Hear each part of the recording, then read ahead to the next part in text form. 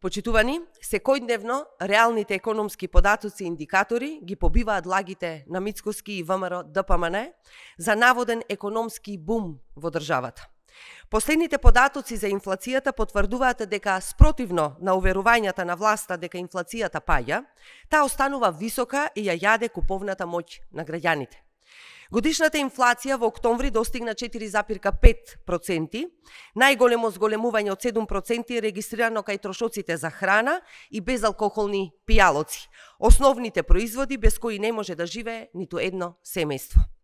Цените продолжуваат неконтролирано да растат. За 2,8% се зголемени цените на мало во октомври годинава, споредено со истиот месец лани. Најголем раст има кај прехранбените производи, храната поскапе за 6,7%, овошјето и зеленчукот за 4,3%.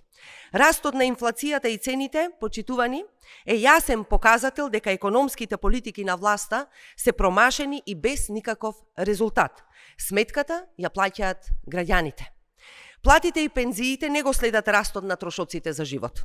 Ова е клучен показател дека секој ден животот станува се поскап за македонските граѓани.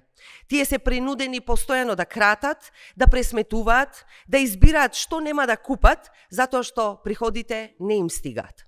Ова, почитувани, е реалноста. Ова се вистинските проблеми на граѓаните. Трагично е што власта не ни помислува за покачување на платите. Додека во регионот платите растат, ВМРО ДПМН одбива да ги покачи. Ветуваа повисок животен стандард и плати, а денес Мицкоски не сака ниту да слушне за зголемување на минималната плата барем на 500 евра. Власта не прифати ниту еден од конкретните предлози на СДСМ, ниту предлогот за 500 евра минимална плата, ниту укинување на ДДВ за прехранбените производи. И така продолжува. Во новиот буџет за 2026 година не е предвидено зголемување на минималната плата на 500 евра, ниту мерки за намалување на цените. Тоа, почитувани, значи дека цела следна година граѓаните и работниците може да очекуваат уште поскап живот, а владата нема да преземе ништо.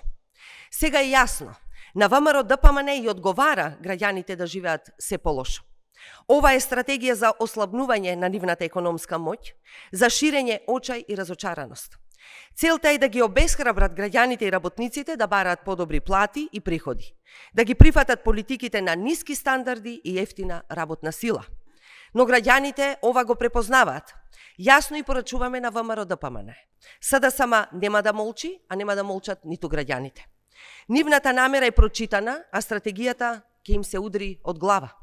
Со ВМРО ДПМН на власт, расте само стандардот на профитерите, расте експлоатацијата на работниците и сиромаштијата на граѓаните. Ништо друго не се случува во државата.